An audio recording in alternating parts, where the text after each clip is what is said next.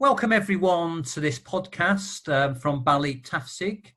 I'm delighted to have here Professor Tony Green, Professor of Assessment at the University of Bedfordshire. Talking to Tony today, myself, Wayne Rimmer, I'm an EAP teacher at the University of Manchester, and we have Fiona Orell here, Director of Assessments and convener of our SIG at the University of Reading. Big thanks to Tony for finding the time. He's obviously a very busy person. He has extensive research interests in massive projects such as English Profile. He's a teacher trainer, he's a materials writer.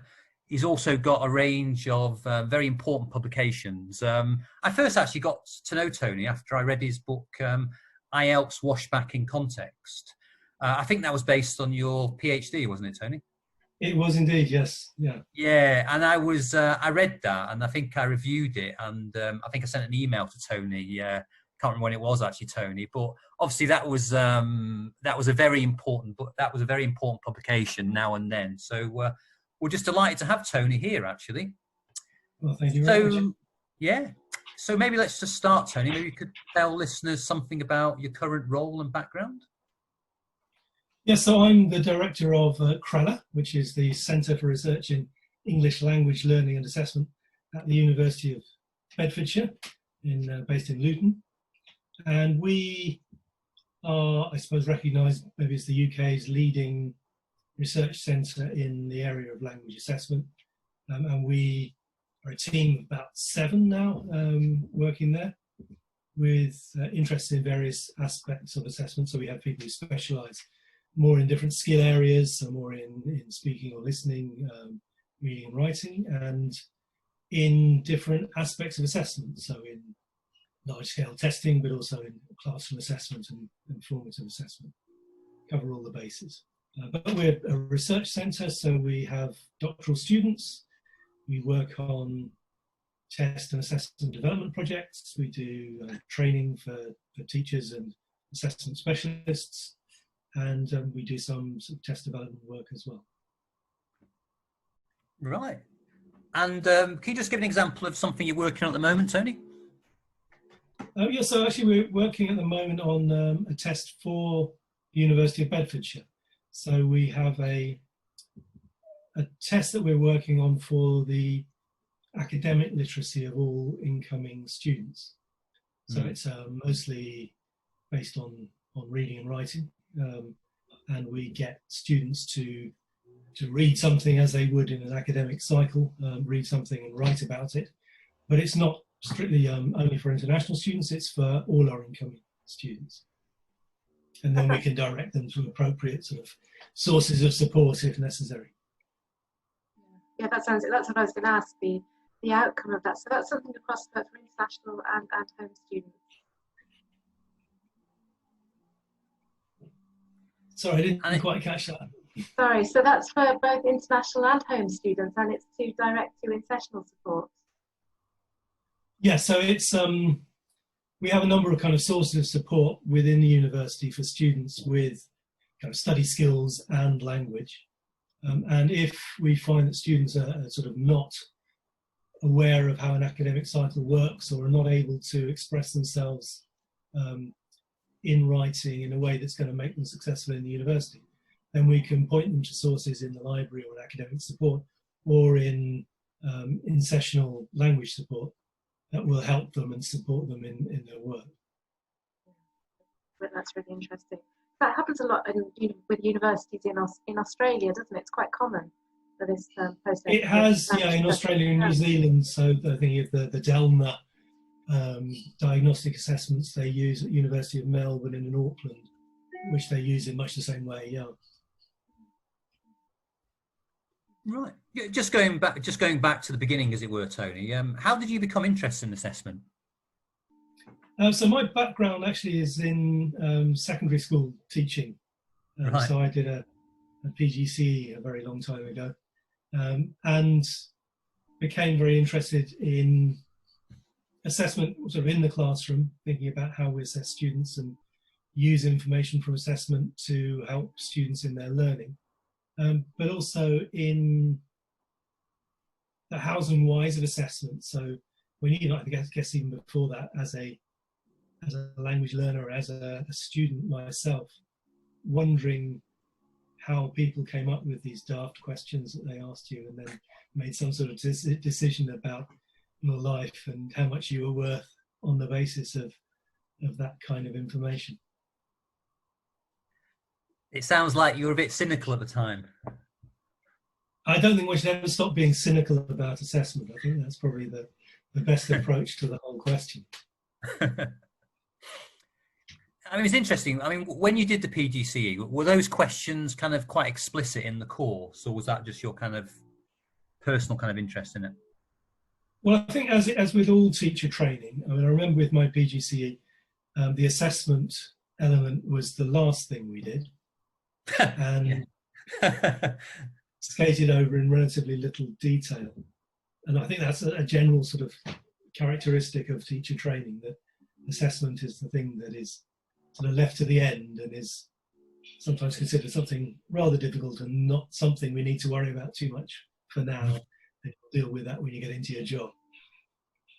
Yeah, that's a project you're working on at the moment, isn't it? On assessment, well, I'm always sort of interested in the area of assessment literacy. So I've worked on a number of assessment literacy projects. So one thing that I've been working on quite a lot recently has been with partners in Ukraine, who are building their own SIG as part of an assessment organisation as part of their sort of national teacher association, to try and provide teachers there with a little bit more support on assessment issues. But how did you guys experience assessment in your teacher training? Well, it was interesting because I thought, well, I didn't really. It was an add-on, I think, with Delta. I mean, I did it when I was doing I became interested in assessment working as a pre-sessional teacher, and before that actually, teaching general English and having the same sometimes cynical approach to it and thinking, oh, I'm teaching to the test and would do this test, but then starting looking at the test and thinking, well, actually, that's not necessarily a bad thing. It depends on the test. So then became interested in looking at what the tests are and the whys and the hows. So I think, in terms of training, that didn't really happen in teacher training and assessment. And it was also the teacher training that was there that I did come across when I was doing the master's, the module I did. It was the statistical analysis and item writing, etc. But it missed sometimes the breadth of what's happening with the learner and what's the experience there and what are the outcomes, and a little bit more nuanced approach to it. So that piqued my interest. Okay, so I'm having real difficulty hearing that, but oh, I'm so sorry. Yeah. Yeah, that's I think it sounds better now. I mean, obviously the SIG is kind of interested in kind of the tertiary context.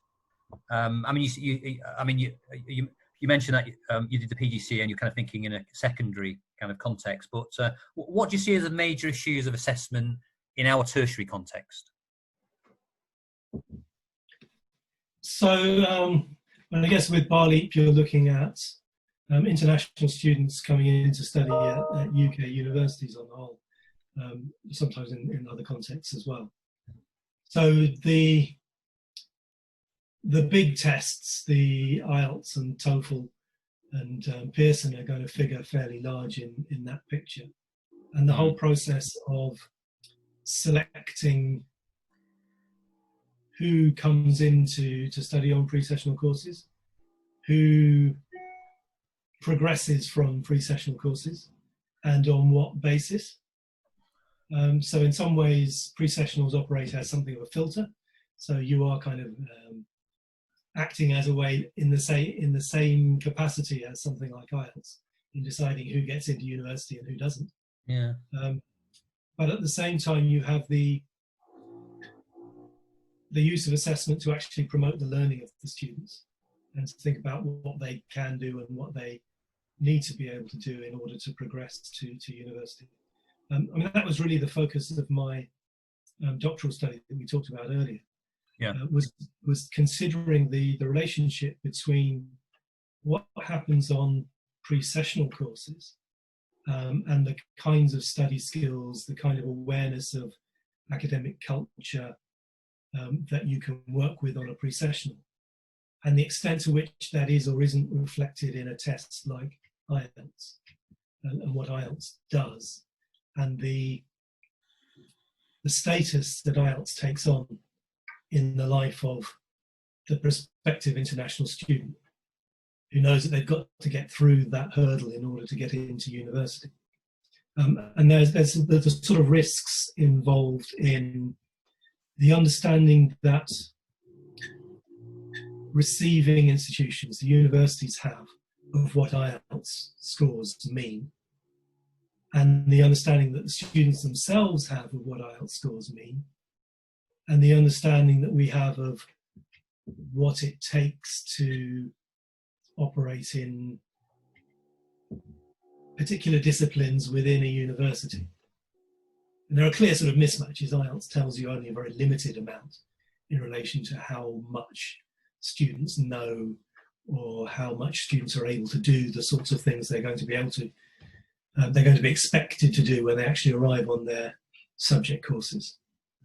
Yeah. And how do we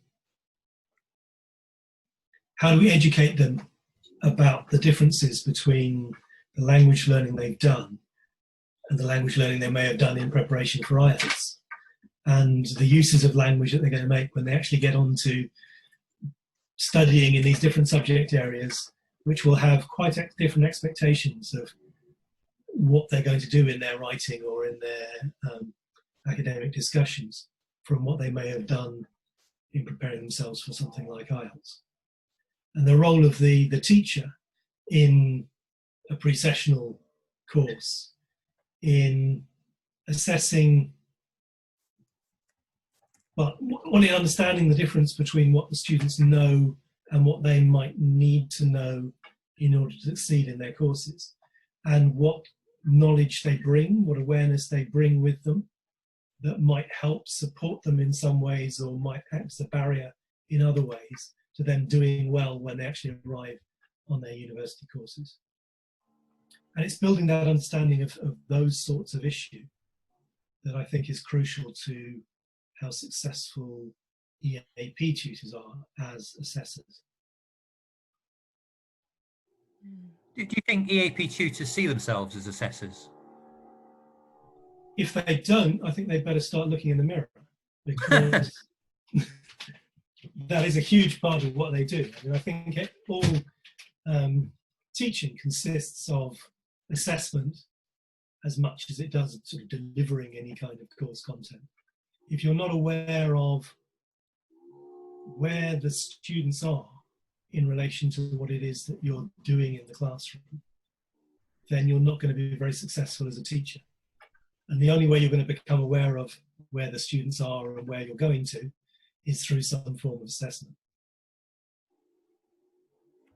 That doesn't mean that you have to be giving them tests, but you do have to be paying attention to what they know and what the gap is between what they know and what they're aware of, where they're coming from, and where the course is taking them.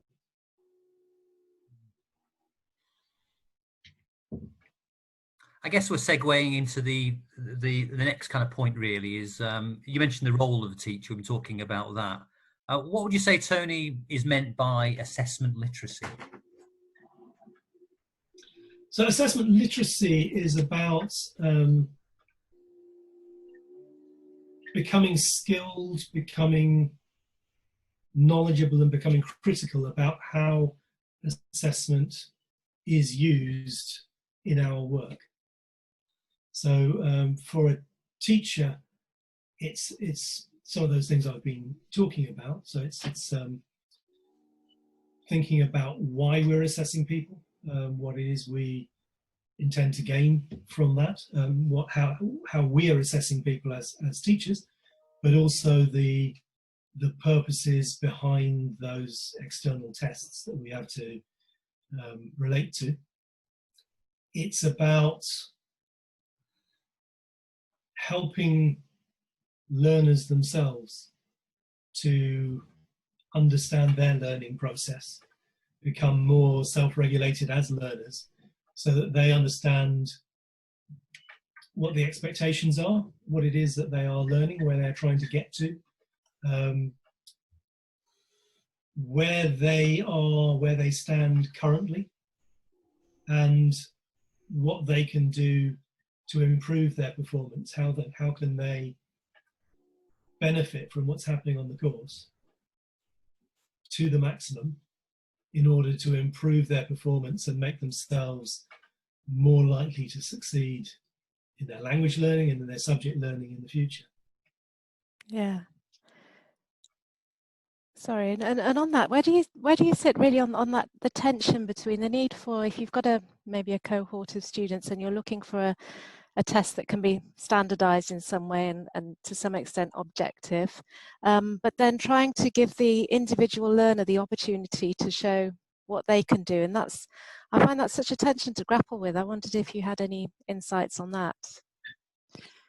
Yes, I mean that's one of the things that makes assessment so difficult for teachers, is that one is pulled in two different directions. One is in sort of accountability direction, where you have to demonstrate that learning has taken place for some sort of external audience. And the other is in trying to use assessment effectively to help the students to move forward. Now, ideally, those things are going to be pulling in the same direction, in the sense that the course objectives and the things that we're accounting for are going to be compatible with the learning that's happening in the classroom. So we're all moving towards the same direction. We want students who have become more proficient in the language, more aware of the sorts of issues surrounding culture and surrounding study skills that are going to help them to succeed on their courses. We want assessments that are going to reflect those sorts of priorities. But we know there are sort of limitations on large-scale tests, that you cannot, with the best will in the world, within 3 hours or something of an IELTS test, you can't cover all of the aspects of academic life that you might want to develop in students, and probably nor should you, because you can't expect students to have all that awareness before they arrive at the university. Mm.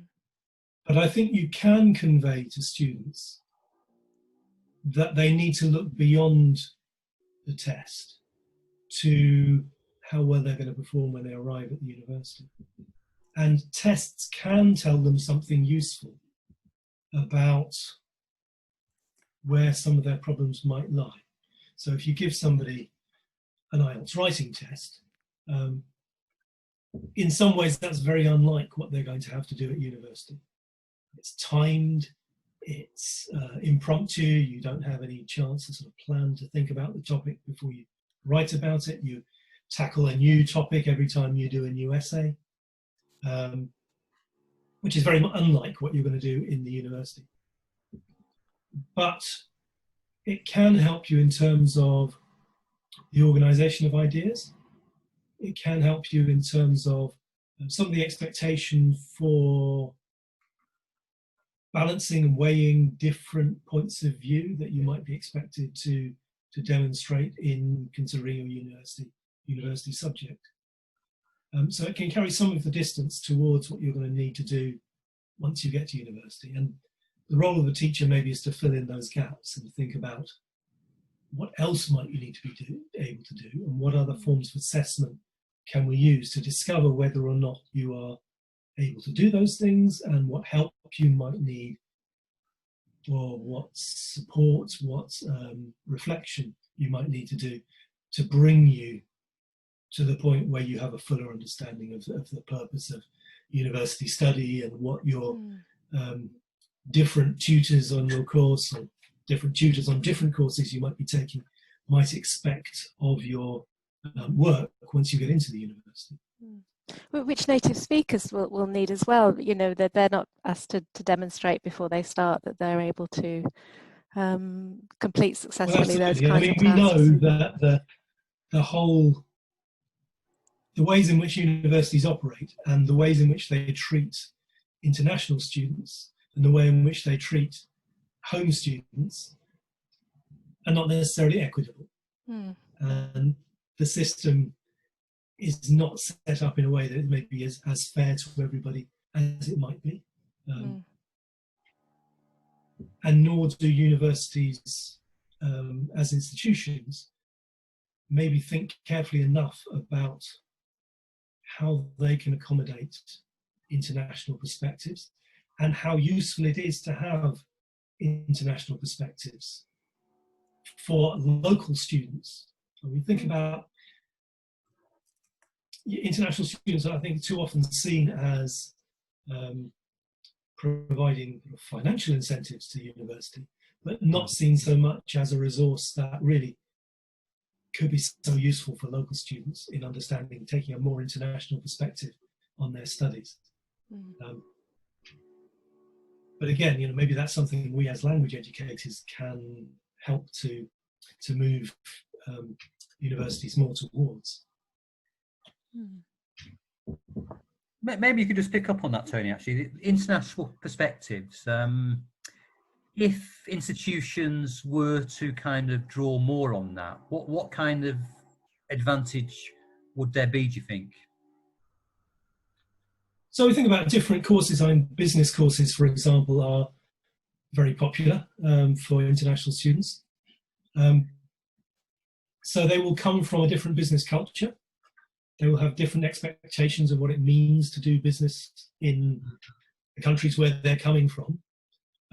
So very often we're on a business course inducting them into Western styles of business, thinking about theories and practices that very much come from this perspective.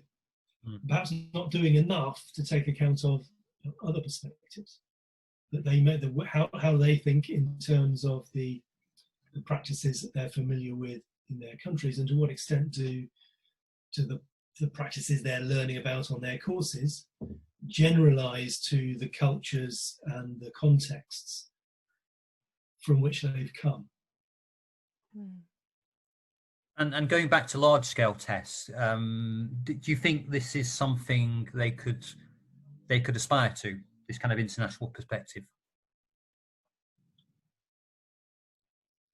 So with large-scale testing, yeah, I mean, at the moment the system is set up to,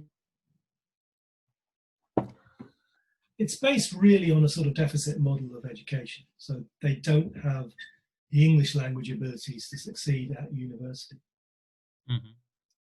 But it's seen in sort of monolingual terms.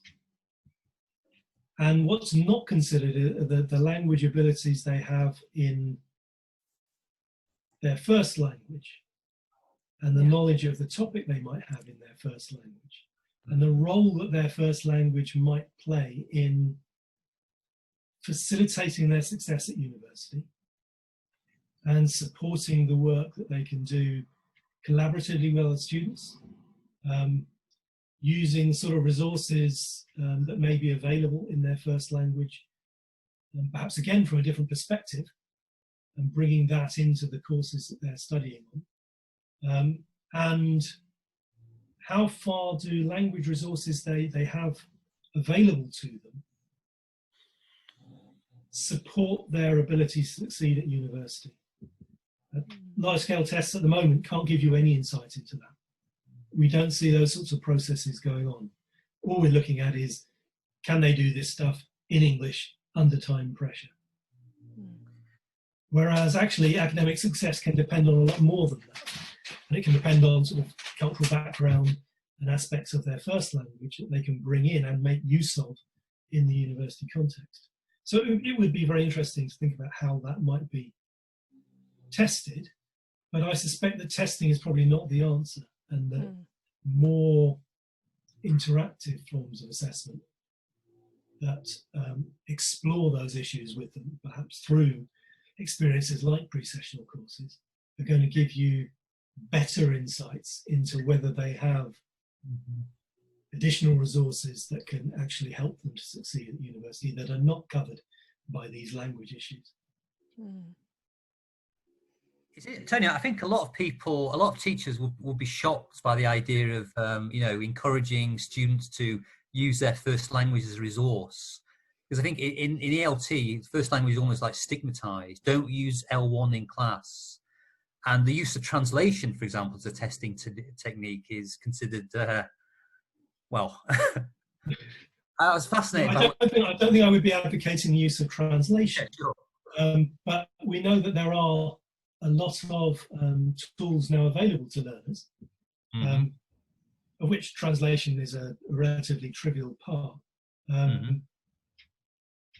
In terms of actually using technology to assist them in their language use. So I think tools like Google Translate, but also a wider range of sources that may be available in their own language that can actually help them scaffold them, if you like, in accessing the kinds of information that may be available in English through their university courses. And I think to exclude those is, one, very unrealistic. People will be trying to make use of those things anyway, and why not support them to make the best use of them rather than to make poorly informed use of them, or use them in inappropriate ways, as may be happening. So I think in a way it's accepting reality that people do operate in multiple languages. But I think it would be very interesting to consider how pre-sessional courses could support them in that, or direct them in that, or redirect them in that, rather than just banning other languages, if you like, from the pre-sessional classroom. I mean, I guess it's an ethical thing as well. If we're telling students that the use of their own language is not encouraged, is stigmatized, I think that's an issue as well. Absolutely. I mean, identity and language are very closely interrelated. And I think, again, it's sort of, if you look at what happens in secondary schools or primary schools, and the recognition, I think something like 20% of students in English schools now don't have English as a first language. And the treatment of language in those contexts, and thinking about how language can be seen, or the use of multiple languages can be seen as a strength and a source of support for learning, is very useful. And I think that's something we haven't really grappled with quite so much at tertiary level yet. But as higher education becomes more and more internationalized, more and more globalized, I think it's something that we have to acknowledge.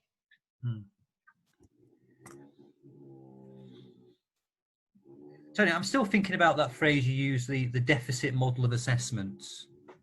I mean, realistically, is there an alternative to that in the context that we work in? I think there are a couple of different ways of looking at it. One is from the institution's point of view. So historically, the origins of sort of large-scale language assessment for entrance to university has been to bring international students to the point where they are able to act like local students. So the assumption is everything is monolingual, everything is based on the local academic culture, and the international students slot into that. And they demonstrate their level of language ability, they get their IELTS 6.5, and they're then ready to go.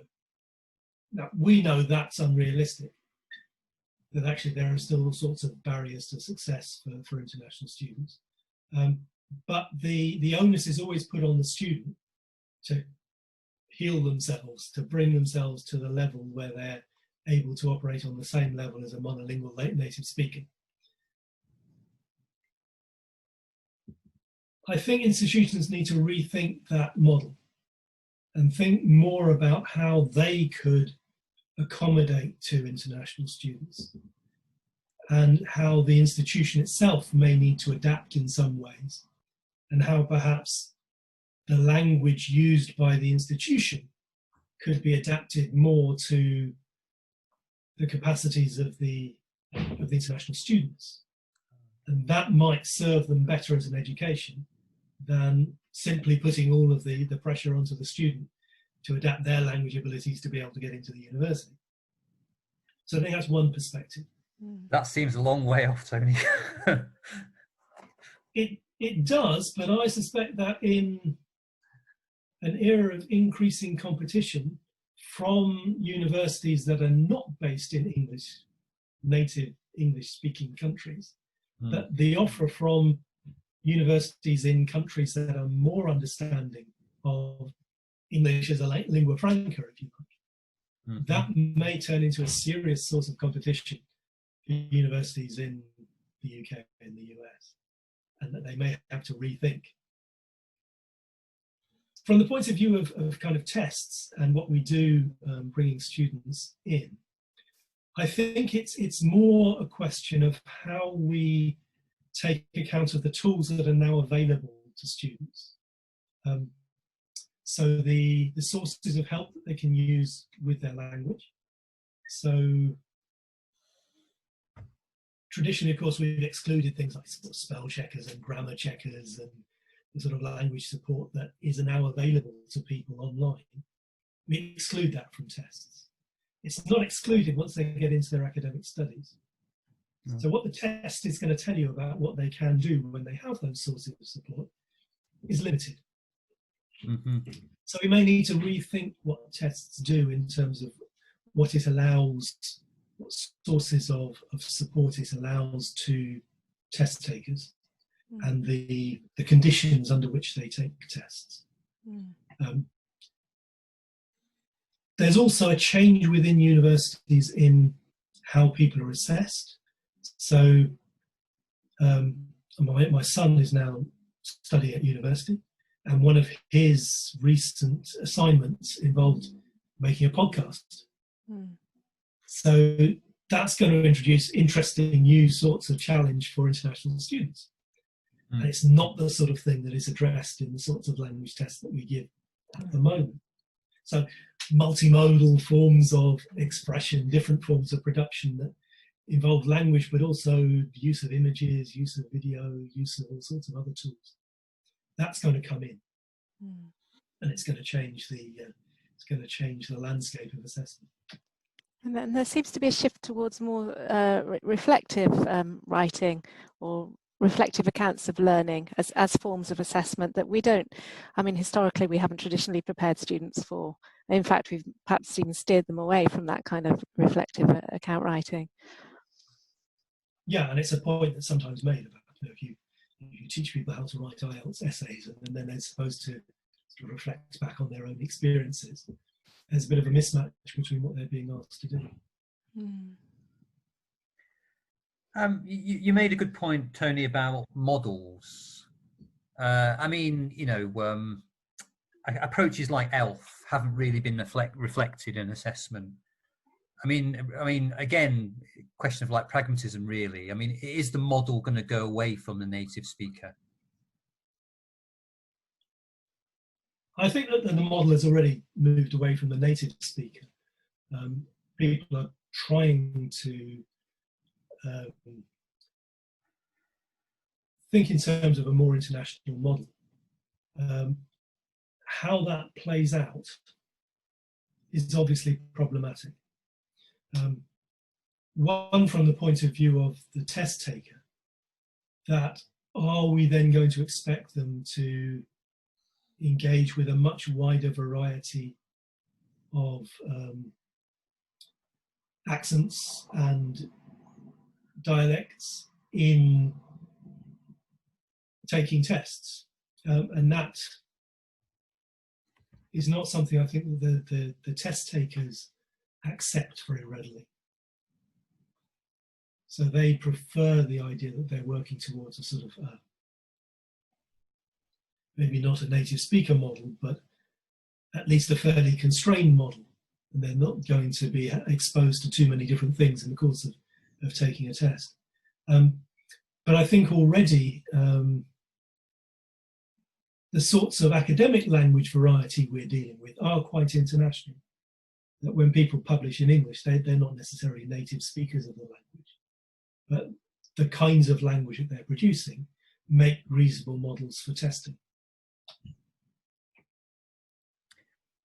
I mean, we keep mentioning IELTS, but I think, for example, would they use speakers in an IELTS listening test who didn't have an accent from an Anglophone country? They don't, unless their policy has changed. I'm not aware of that. And I think the issue has been with the test takers and the attitudes towards being given non-native accents from language backgrounds that are not their own.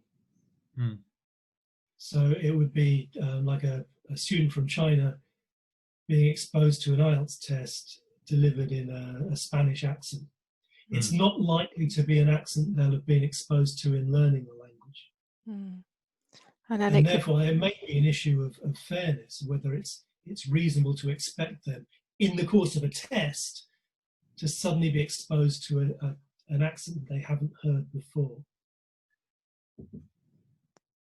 Perhaps they should in their language training prior to IELTS. Perhaps if IELTS introduced more non-native speaker accents, that might have a washback effect on the kinds of training that people are given. But I think it's maybe unreasonable at this point to introduce unfamiliar accents in that sort of setting, because it could be quite anxiety inducing. And I suppose could include bias towards those that, how would you control where it was used and what type of accents people might have been exposed to? It's very complex. It is problematic, and in fact, once you've met your lecturer who speaks with a Spanish accent a few times, you attune to the accent, and it's probably not such a huge issue for you. Yeah. And generally in academic settings, people are using more or less standard forms of the language anyway. That if it's an international kind of standard,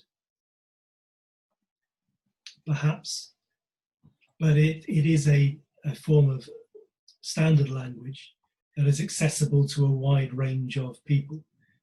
People are not speaking in unfamiliar dialects on the whole in academic settings.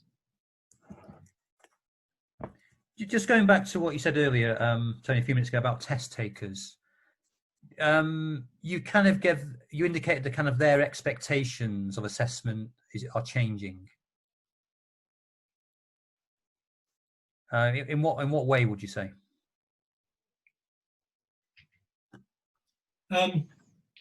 So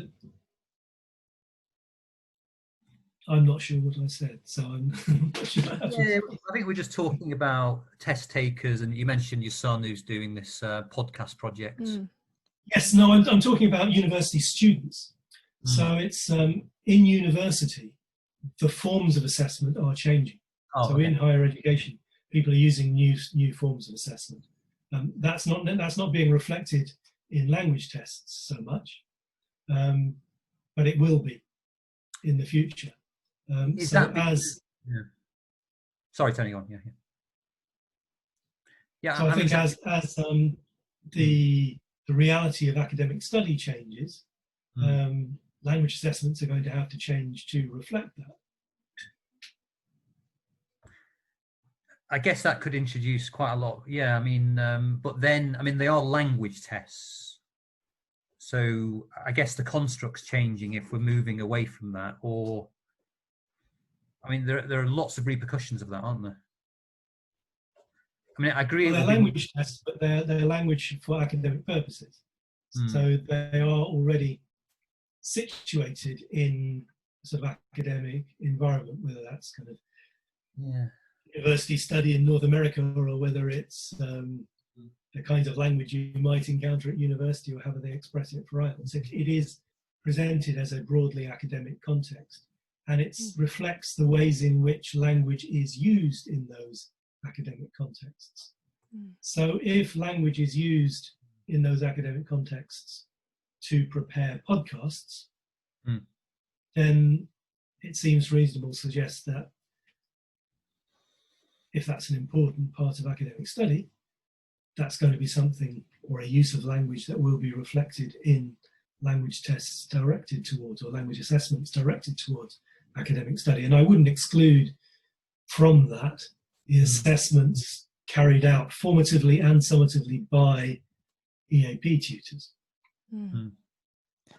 So what do you think, going back to the assessment literacy, looking at teachers, EAP teachers, something like a pre-sessional course, would that be an important part of your induction, or something that you'd recommend to be in there for teachers who might be, you know, parachuting into the university from elsewhere, doing other work year round, to understand, instead of just being shown what an assessment is, but to understand the whys and wheres and hows of assessment at that point? Yeah, so I think contemporary understandings of literacy generally, or literacies, maybe plural, places people in social contexts.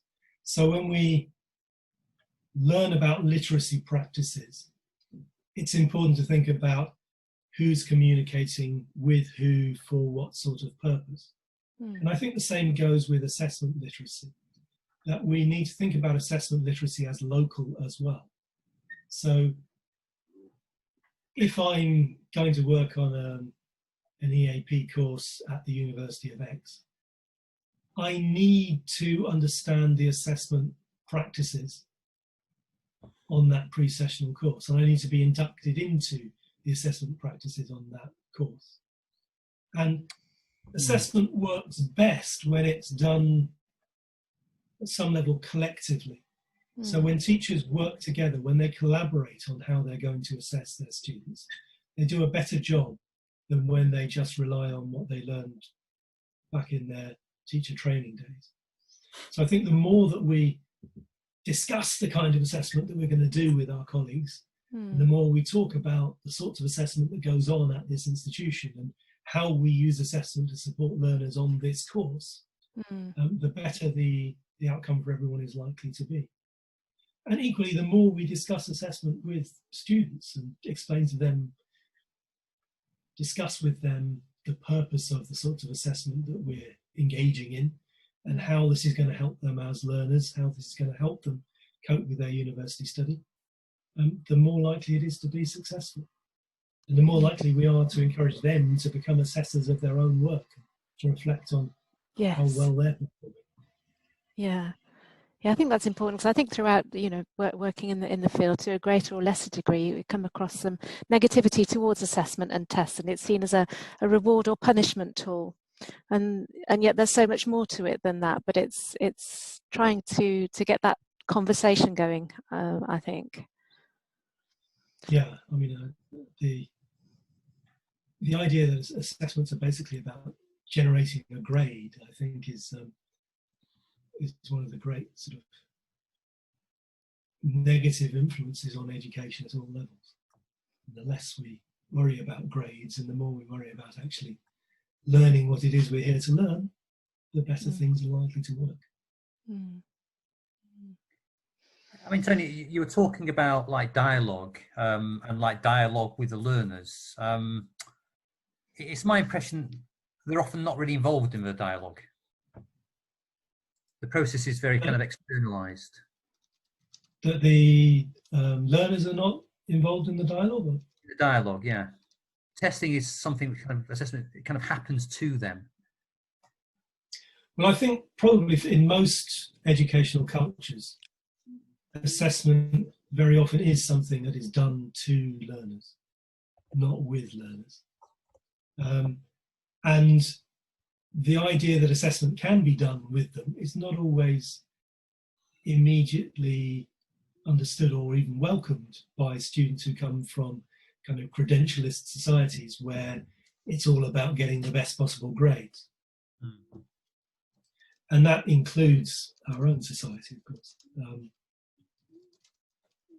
So there's a process in reconfiguring assessment, in reconfiguring how students understand assessment to be gone through, as well as the assessment process itself. And if one tries to sort of experiment immediately with self-assessment and peer assessment without preparing learners for that, it can end in disaster. Yeah. But I think if students are helped into that and given training in how they can assess the work of others, perhaps in an anonymous sort of fashion where you give them examples of work that's been done by other students at some other point, not the student who's sitting next to them. That can be a way into looking at what makes for successful and less successful forms of language output. And then if you sort of progress from that to building their understanding of what makes successful language use, and then applying that to the work of other people, exchanging feedback with other students, then that becomes more internalized and they are able more to reflect on how successful they've been in their own writing or in their own presentations, and think about how they can accept criticism from other students without thinking, oh, this is not coming from the teacher, I should therefore not pay attention to it. And that it can be useful to them, and that their own insights into their learning are invaluable. But it is a process. Yeah. I mean, this has been a very wide-ranging discussion, like centred on assessment literacy. Any final thoughts, just to conclude with, Tony? Well, the idea, of course, is that all assessment is going to sort of work in a coherent system, so that the assessment done by learners of their own work, the assessment done of learners' work by other learners, the assessment done by teachers, and the assessment from kind of external sources through tests or through sort of third-party assessment will all kind of work in harmony, and that everyone sort of gains insights into how the whole system can fit together in a way that promotes learning. And that people can learn from all of those sources of assessment, including external tests, in ways that are actually useful in improving their language skills, improving their understanding of university study, improving their ability to do university study, and ultimately improving their sort of successful outcomes at university.